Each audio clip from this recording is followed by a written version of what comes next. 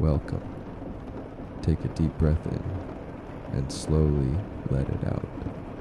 Tonight, we're going to gently travel through time together, exploring quiet corners of history. Just let the words carry you. Let your mind drift as we begin. The Great Pyramid of Giza in Egypt was built more than 4,500 years ago during the reign of Pharaoh Khufu. It's made up of over 2 million limestone blocks, each weighing several tons. Some of these stones were transported from quarries miles away using sleds and manpower. This pyramid stood as the tallest human-made structure on Earth for almost 4,000 years. At night, in the desert under the stars, it would have glowed softly in the moonlight, surrounded by the quiet sands of time. In the lands between the Tigris and Euphrates rivers, the people of Mesopotamia developed one of the world's first writing systems, known as cuneiform. They used reed styluses to carve symbols into soft clay tablets, which would later harden in the sun. These early scribes recorded laws, trade, and even stories like the Epic of Gilgamesh. Over 5,000 years ago, people were already writing about love, kings, dreams, and the stars. The ancient city of Babylon, located in Mesopotamia, was known for its grand architecture, including the legendary Hanging Gardens. Though their existence is debated, they were described as lush, terraced gardens that rose above the city, watered by a complex system of irrigation. Babylon was a place of learning, trade, and myth, ruled by kings like Hammurabi, who created one of the earliest known law codes. Over 2,000 years ago in China, Emperor Qin Shi Huang ordered the creation of a massive underground army to guard him in the afterlife. This is the Terracotta Army, thousands of life-size clay soldiers, horses, and chariots buried in rows beneath the earth. Each warrior has a different face, hairstyle, and armor. They stood silently underground for more than 2 millennia until farmers discovered them in 1974. The first Olympic Games were held in ancient Greece in the year 776 BCE. Athletes competed in running, wrestling, and discus throwing. They trained in gymnasiums and competed in the nude, believing it honored the gods and showed purity of form.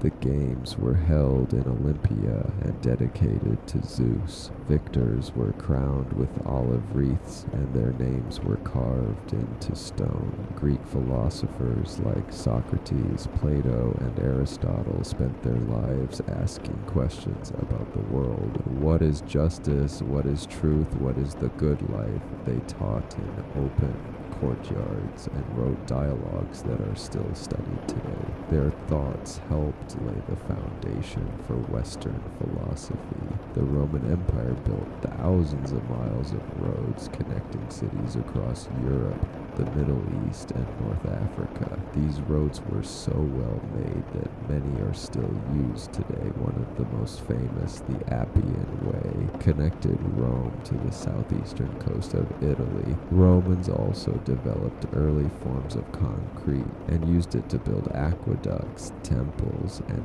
massive public baths. Roman baths were more than places to get clean. They were centers of daily life. People came to bathe, relax, socialize, exercise, and even conduct business. The process of bathing involved moving through rooms of increasing heat, from warm to hot to steaming, before rinsing off in cold water. They used oils instead of soap and scraped off dirt with a tool called a strigil. In ancient India, over 1,500 years ago, the Nalanda University was a center of learning. Thousands of students came to study subjects like astronomy, medicine, mathematics, and Buddhist philosophy. The university had dormitories, libraries, and large lecture halls. Nalanda preserved and shared knowledge that influenced other civilizations far beyond India's borders. The Gupta Empire, which ruled much of India during this period, saw great advances in science, art, and literature. Mathematicians invented the concept of zero and the decimal system. Scholars wrote plays, poetry, and religious texts in the ancient Sanskrit language. In the Middle Ages, castles were built across Europe as strongholds of power. These stone fortresses were designed with high towers, thick walls, and moats filled with water to keep invaders out. Inside, there were great halls with roaring fireplaces, kitchens with stone ovens, and chambers hung with heavy tapestries. Life in a castle could be cold and harsh, but it also offered a sense of safety in uncertain times. Knights trained from a young age in swordsmanship, horsemanship, and the code of chivalry, a set of rules about honor, loyalty, and courage. Tournaments were held where knights showed their skill in jousting and mock battles. Their armor could weigh over 60 pounds, and putting it on required help from squires. Knights were expected to protect the weak and serve justly. In feudal Japan, the samurai served as warriors they followed a strict moral code known as Bushido, which emphasized loyalty, discipline, and honor. A samurai carried two swords, the katana and the wakizashi. These were more than weapons. They were symbols of the samurai's soul. Samurai trained not just in combat, but also in calligraphy, poetry, and strategy. Their lifestyle blended art with discipline. Many were inspired by Zen Buddhism, which taught the value of simplicity and awareness. Far across the ocean, the Maya civilization flourished in the jungles of Central America. They built towering pyramids, intricate palaces, and observatories aligned with the stars. The Maya were skilled astronomers and mathematicians. They developed a complex calendar system and could predict solar eclipses. Their cities, like Tikal and Palenque, rose from the forest canopy, connected by roads and trade. In South America, the Inca Empire stretched across the Andes Mountains. They built thousands of miles of roads and bridges carved into cliffs and stretched across deep valleys. Their capital, Cusco, was a center of administration and ritual. The city of Machu Picchu still stands high in the mountains, a silent reminder of their ingenuity. During the Age of Discovery in the 15th and 16th centuries, explorers from Europe set sail into the unknown.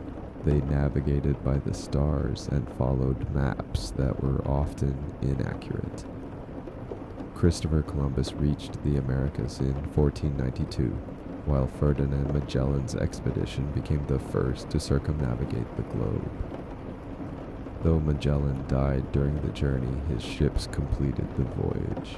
In West Africa, kingdoms like Mali, Ghana, and Songhai thrived through trade, especially in gold and salt. The city of Timbuktu became a center for education and culture. Its libraries held thousands of manuscripts on science, law, and poetry. Scholars from across the continent came to study there. The golden age of these kingdoms left behind stories of wealth, wisdom, and knowledge. In 1776, 13 colonies in North America declared their independence from Britain. The Declaration of Independence spoke of liberty, equality, and the pursuit of happiness. The Revolutionary War that followed led to the creation of a new nation.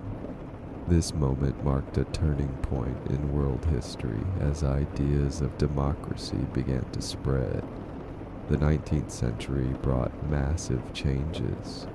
The invention of the steam engine led to the rise of trains. Tracks stretched across countries, making travel and trade faster than ever before. Cities grew rapidly and new industries emerged. A journey that once took weeks by horse could now be done in days by rail. In 1869, the Suez Canal opened in Egypt, linking the Mediterranean Sea with the Red Sea. This allowed ships to sail directly between Europe and Asia without going around Africa.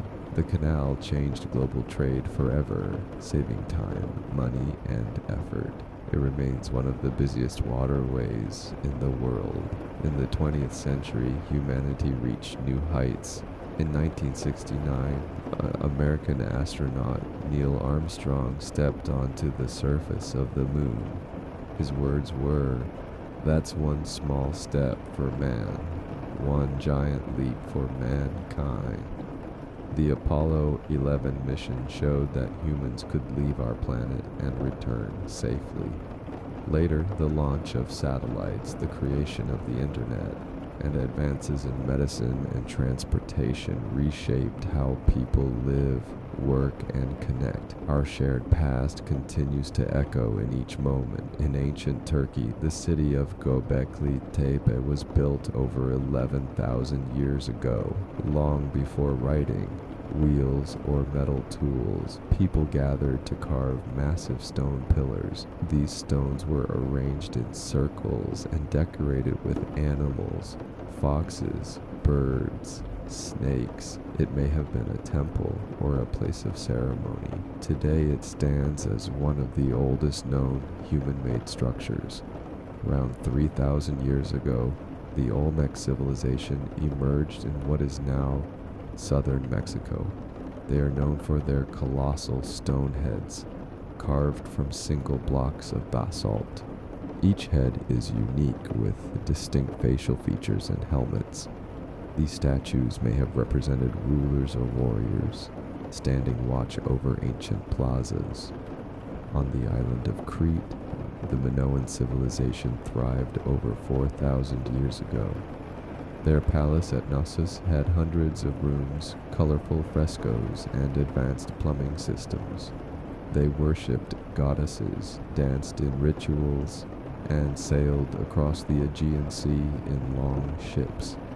Some believe the myth of the labyrinth and the Minotaur began here. In ancient Iran, the city of Persepolis was built by Darius the Great in the 6th century BCE. It was the ceremonial capital of the Persian Empire, filled with grand halls, staircases, and stone carvings showing delegations from across the empire bringing gifts. The walls spoke in silence of unity, diversity, and royal order. On the African coast of the Indian Ocean, the Swahili city-states of Kilwa, Mombasa, and Zanzibar grew rich from trade. Goods from Arabia, India, and China, coral stone mosques and palaces rose by the sea. Arabic, African, and Persian cultures blended into a unique Swahili identity. In medieval Korea during the Goryeo dynasty, artisans created celadon pottery, green-glazed ceramics with delicate patterns of cranes, lotuses, and clouds. The glaze was translucent, the designs graceful. These pieces are now treasured as some of the finest ceramics in the world. In the forests of West Africa, the Kingdom of Benin crafted bronze sculptures with astonishing detail. Artisans used the lost wax casting method to create plaques showing scenes of court life. Warriors, musicians, and royal figures in ceremonial dress. These works decorated the palace of the Oba, the king. In northern Scotland, the ancient site of Skara Brae has stood for over 5,000 years. It's a Neolithic village, preserved in stone and buried by sand until rediscovered by a storm. The homes had stone beds, hearths, and even shelves. A glimpse into daily life long before history was written. The Khmer Empire in Cambodia built the temple complex of Angkor Wat in the 12th century. It's the largest religious structure on Earth, with towers shaped like lotus buds and walls covered in carvings. Originally Hindu, it later became a Buddhist site. Sunrise over Angkor is a sight of serene beauty. In the 1600s, the Dutch Golden Age bloomed. In the city of Amsterdam, artists like Rembrandt and Vermeer painted scenes of light and stillness. Their works showed simple moments: a woman reading, a child asleep, a man lost in thought. Through shadow and light, they captured the soul of a quiet era.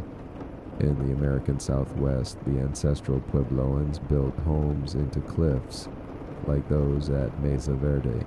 These dwellings were tucked beneath stone overhangs, reached by ladders and footholds. They farmed the arid land, watched the skies, and left behind stories painted on rock walls. In the Pacific Ocean, the people of Rapa Nui, also known as Easter Island, carved hundreds of moai statues. These towering stone faces stand with their backs to the sea, gazing inland. Some are more than 30 feet tall. Their purpose is still a mystery: guardians, ancestors, or symbols of vanished glory. In the 19th century, the Maori of New Zealand carved intricate meeting houses called waranui. These structures were not just buildings, they were ancestors themselves, with a spine, ribs, and heart. The carvings told stories of migration, battle, and family. In Central Asia, the Silk Road connected east and west for over 1,000 years. Along it traveled spices, silks, ideas, and stories. Caravans crossed deserts, stopping in cities like Samarkand and Bukhara, where turquoise domes rose above bustling markets. In the highlands of Ethiopia, the rock-hewn churches of Lalibela were carved directly into stone in the 12th century. These underground churches are still used today. They were made to mimic Jerusalem, carved with such precision that they seem to have grown from the earth itself. In Russia, the onion domes of St. Basil's Cathedral rise over Red Square. Built in the 16th century, its bright colors and swirling patterns look like a dream. Each chapel has a unique design, and together they form a symbol of beauty through contrast. In Canada, long before colonization, the Haida people carved totem poles from red cedar. These poles told stories of lineage, nature, and spirit. They stood in front of homes, facing the sea, standing tall through wind and time. In ancient Arabia, the city of Petra was carved into red stone cliffs. Its buildings, like the famous treasury, seemed to glow at sunrise. Caravans once passed through its narrow gorge, bringing incense, spices, and silk. It was a crossroads of culture hidden in rock. In Iceland, medieval sagas were written on calf skin with iron gall ink. These stories told of heroes, feuds, and voyages across cold seas, passed down through generations. The sagas shaped Icelandic identity, quiet tales of endurance beneath northern skies. History is made not only in battles and empires, but in art, ritual, and silence, in temples and carvings, in painted scrolls and forgotten paths. It's a quilt, sewn from many hands, soft with age and rich with meaning. Let it wrap around you like a blanket. Let the voices of the past murmur gently. Let the world grow quiet and sleep good night.